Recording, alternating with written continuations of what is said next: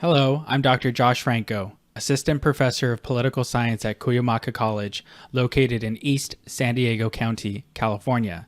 Thank you for joining me for part one of the American Political Science Association's two-part webinar. This series features 3 video presentations showcasing community college faculty's approaches to online political science education.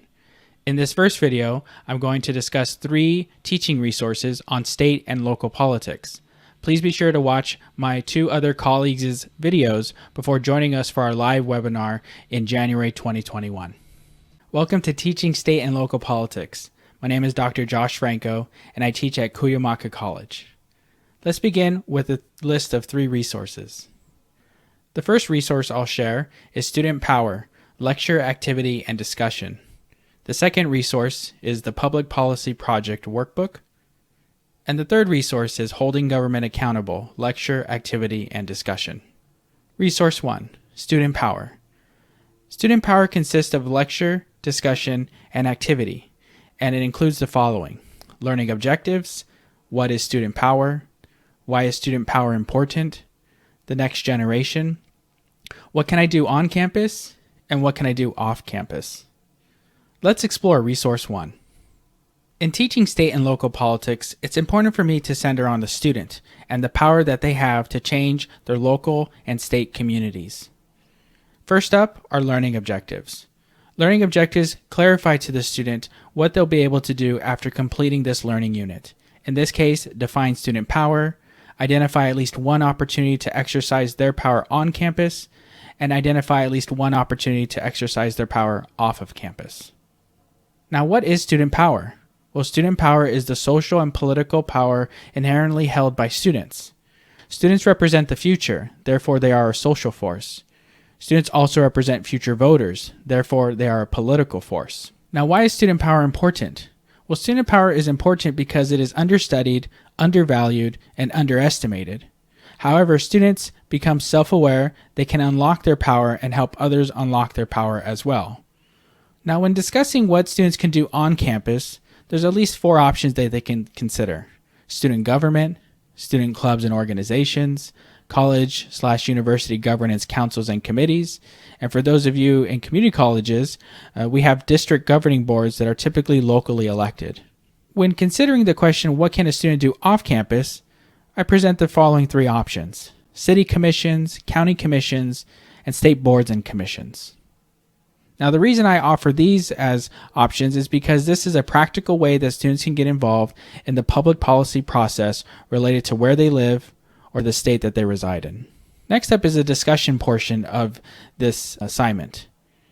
In order to motivate this discussion, I offer a set of questions that students can either answer on a discussion board or that can be discussed through a synchronous Zoom meeting.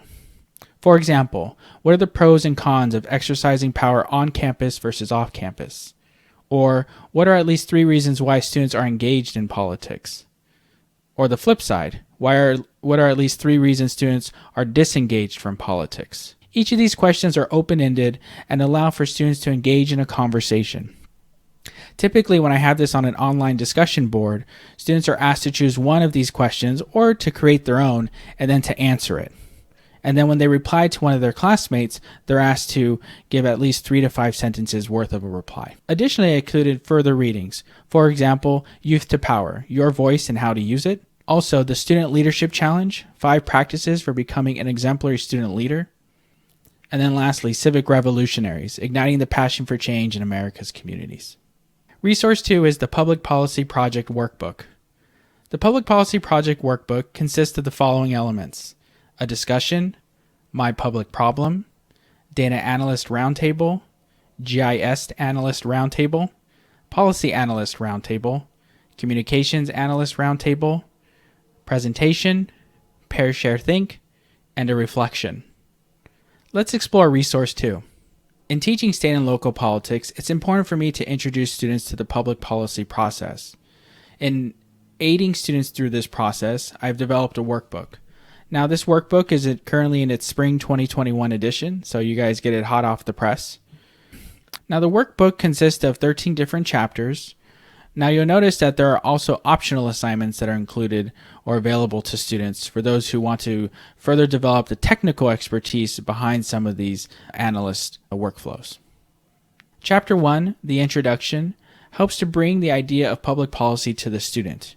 It lists the learning objectives for the public policy project, gives an explanation of revised Bloom's taxonomy, provides a link to a Google Drive that has all the files that they should need, and then offers additional readings on domestic and foreign policy available through OpenStack's American Government 2E. Chapter 2 provides a brief overview of the public policy project. The key here is to demonstrate to students that there are 9 different assessments that they're asked to complete over the duration of the project, which can range anywhere from 6 weeks to 16 weeks, depending on how your terms are organized. And here I list in a table the assessment and then what are the requirements for that assessment. So for example, you'll see here that classroom discussion requires a 5-sentence post, 5 sentences for their first reply to appear, and then 5 sentences for a second reply to appear. Chapter 3 describes the classroom discussion of public problems, causes, and effects.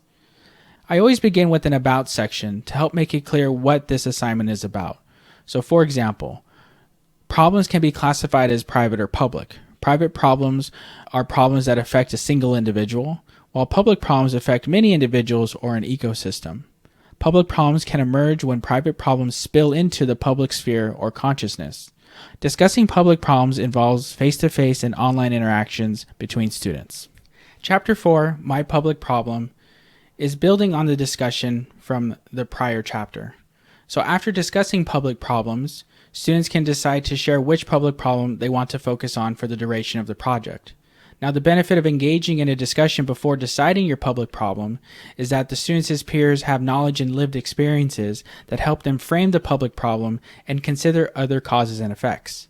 Now, validating their peers' public problems moves us away from my public problem is more important than your public problem debate to thoughtfully considering what the public problem is, what the causes of the problem are, and what are the effects of the problem. Chapter 5 introduces what is an analyst workflow. Now, analysts are working towards addressing one or all aspects of the public problem through the workflows. Workflows are a series of tasks that each analyst needs to complete in order to help produce the presentation. Now, the public problem a student chooses will shape the details of each analyst workflow. Chapter 6 asks and answers the question, what is a roundtable? Now, I share with my students that before I became a professor, I worked in the state capitol and the U.S. Congress for 5 years, and I had many projects over those years. For example, forming a coalition of student leaders, drafting legislation, or building policy networks to support initiatives. As I was working on these projects, my colleagues and I literally sat around a table and checked in with each other and the elected official.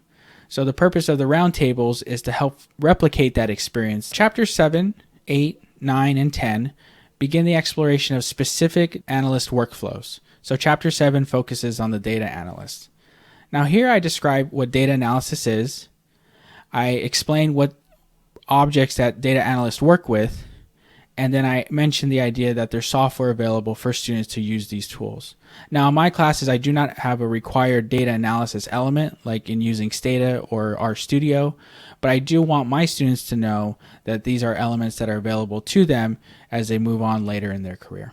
Now each workflow specifically mentions the estimated time it should take to complete and learning objectives. And here I'll show what a data analyst workflow looks like.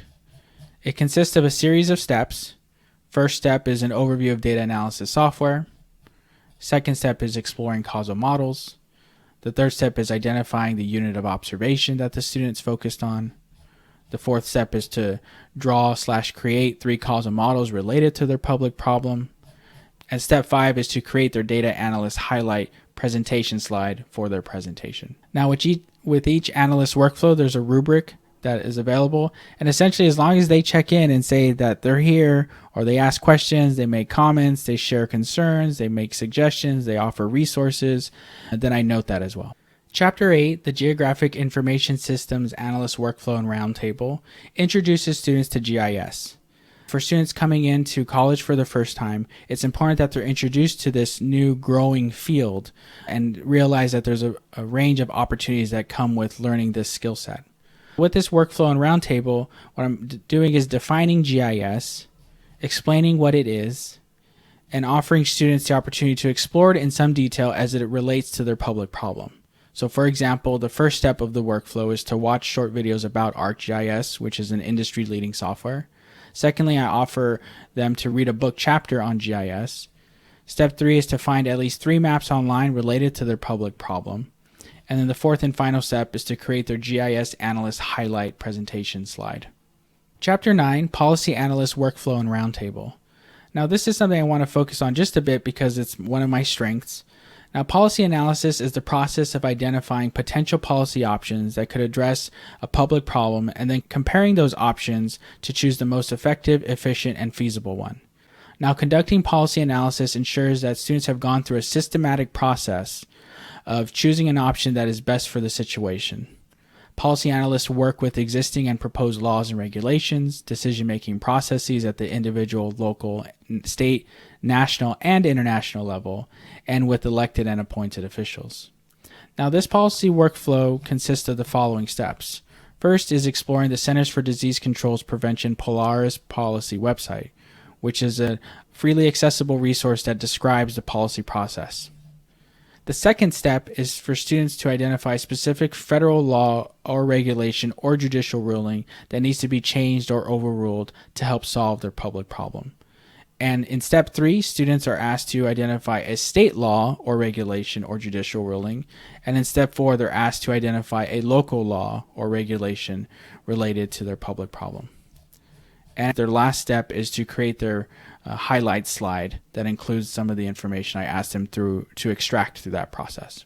Now, Chapter 10, Communications Analyst Workflow and Roundtable, is about letting students see that there's a world out there to develop their communication skills through graphic arts and through infographic software. Chapter 11 describes my PowerPoint presentation that students are asked to finally compile as they reach the end of their public policy project. Now, the reason this is only estimated to take 120 minutes is that students should have been working on this throughout the prior chapters. Throughout this process, I make sure to offer students a template so that they can use it as the framework in building their presentation. So let me go ahead and share this presentation so you can take a look at how it's organized. Now, the presentation template consists of a title slide, a public problem slide, causes of the problem, effects of the problem, the data analyst highlight, the GIS analyst highlight, the policy analyst highlight, the communication analyst highlight, 3 solutions to the problem, and then 3 statements reflecting on the experience, and concluding with the works cited. Now, it's important for me to have this template available to my students because I may have some who aren't familiar with PowerPoint or with Google Slides. Chapter 12 asks students to engage in a pair, share, think discussion. Now, in order to facilitate this process in an online space, it turns into the discussion board.